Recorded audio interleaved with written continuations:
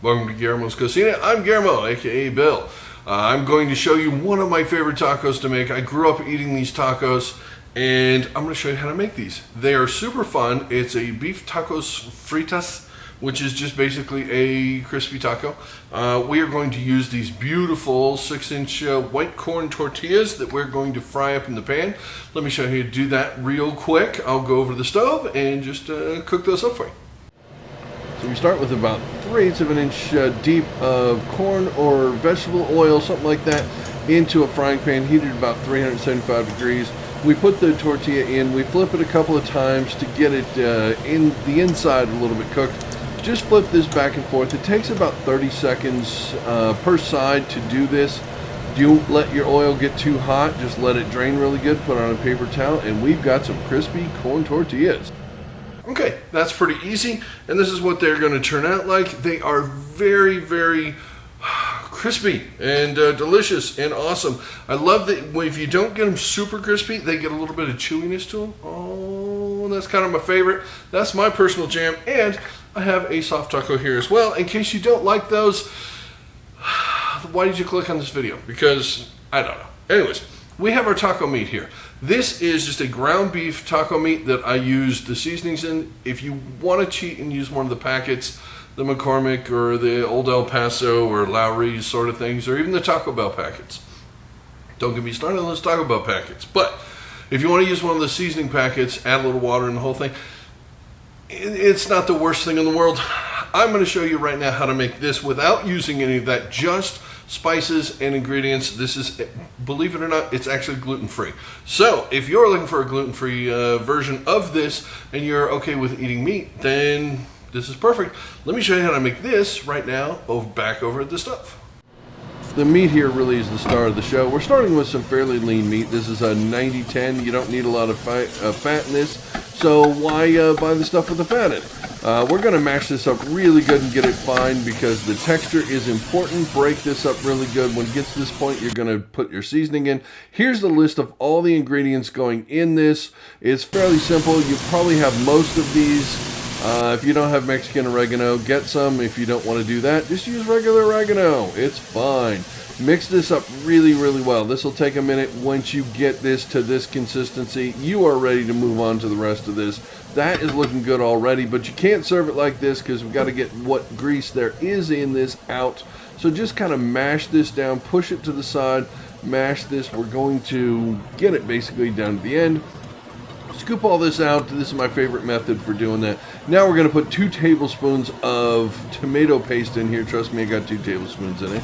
We have a 1/2 cup of beef broth. If you want to use just water because you don't have beef broth, that's fine. We have 1/2 tablespoon of masa harina going in here. You can use Maseca brand. That works really good. Most people can find that at the grocery store. It is corn flour. It is gluten-free, and that's a good thing for a lot of people.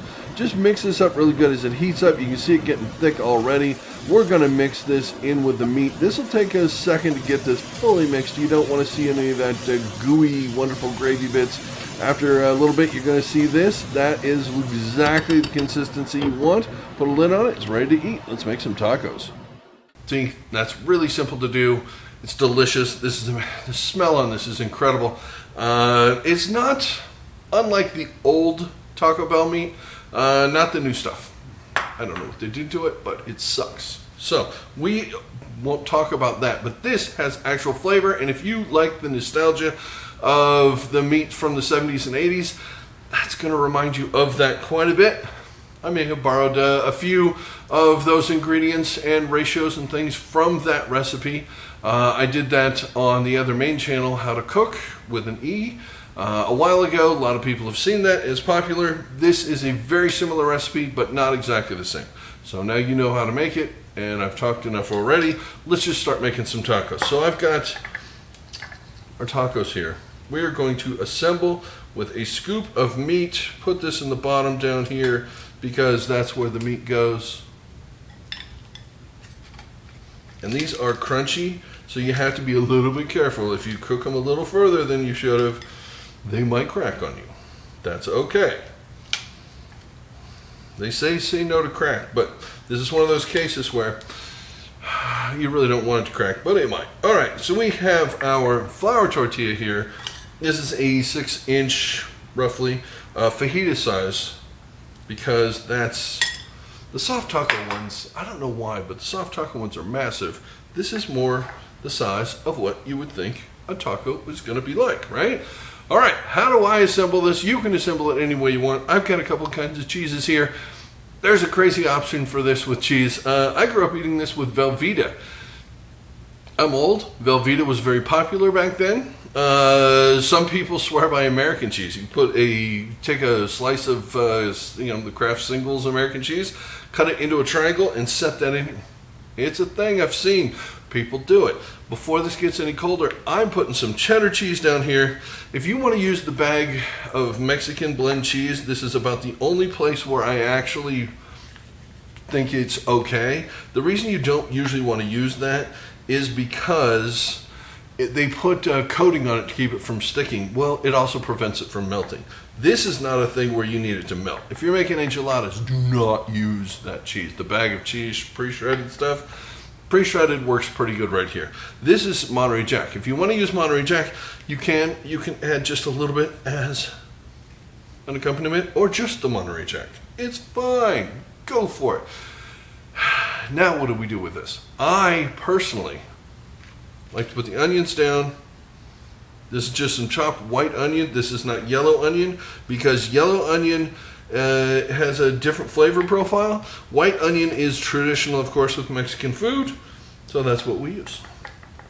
If you don't like the taste of onions, but want to put onions in it anyways, good for you, trying stuff. If you rinse the onion, once you've diced it up, rinse it under water. Let it soak for a little bit. It'll take a lot of that acidy stuff off of it and make it taste much better and much more delicious. I have some diced tomato here. This is a Roma tomato that I diced up. If you don't have Roma tomatoes, use a regular tomato. I don't know why Roma tomatoes aren't regular tomatoes. Did somebody get together and say, you're regular and you're not? Come on, can't we all just admit that all tomatoes are beautiful? Come on, man. All right, lettuce. Some people don't like iceberg lettuce. I don't know how to do this without iceberg lettuce. So I shredded some super fine right here. The best way to do this is take a leaf, roll it up, and like a cigar sort of thing, and then just and it comes off, and you get these beautiful shreds. It's super fast. It's super easy. It's super fun.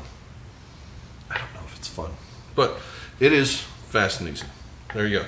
We have our lettuce on top. Now, don't go crazy with the lettuce. These are beef tacos. These aren't lettuce tacos. But you got to have enough, to feel good about yourself. How you top this is up to you. This needs a hot sauce. It really does, because you got all these dry vegetables.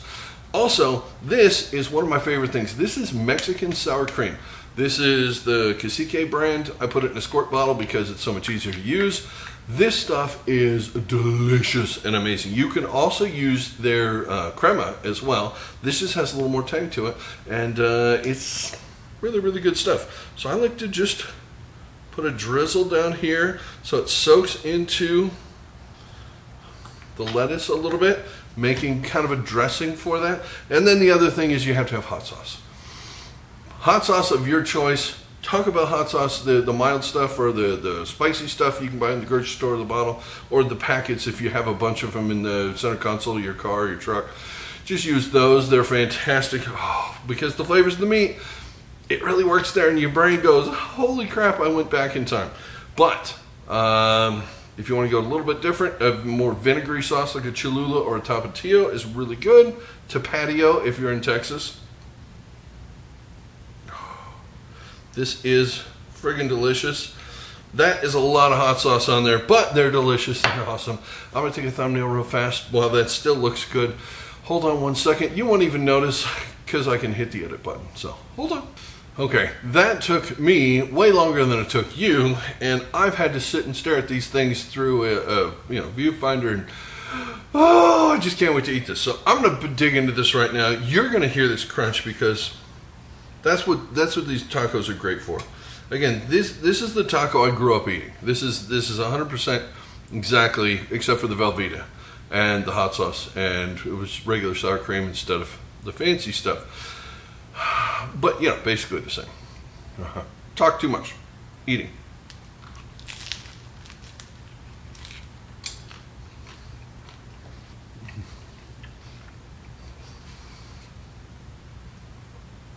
The greatest thing about this is that tortilla. The taco shell, it has, if you're used to like the hard shell tacos, you get the ones in the box, or you know, from the fast food place or something like that. This is a radically different. This is a white corn tortilla. It cooks a little bit differently. It's a smoother texture. It's got a little bit of chew to it. It's not just crunchy, crispy, whole thing. There's that little bit of chew to it. So good. This, to me, brings me back to my childhood. And hopefully for you as well, if you grew up eating these things, leave me a comment down below. I'd love to hear how they were different, or any fun stories when you were a kid eating tacos. I know we had, because these are pretty small tacos, we had taco eating contests. 13, 14, 15 tacos. Yeah, that happened. This didn't happen by accident, folks. It's tacos like this. And if you want to see more stuff like this, then you better come back and watch another video soon, because I love making this kind of stuff and I love sharing it with you, and hopefully you like watching this video. If you did, there's the the thumbs up down there. You could hit that and consider subscribing. It's completely free, and it'll just let you know when my next video comes out if you hit the little bell thing next to it and hit all the notifications. And if you do, then I will definitely see you on the next video, and I look forward to it. Till then, thanks for watching. Have a good one. Bye.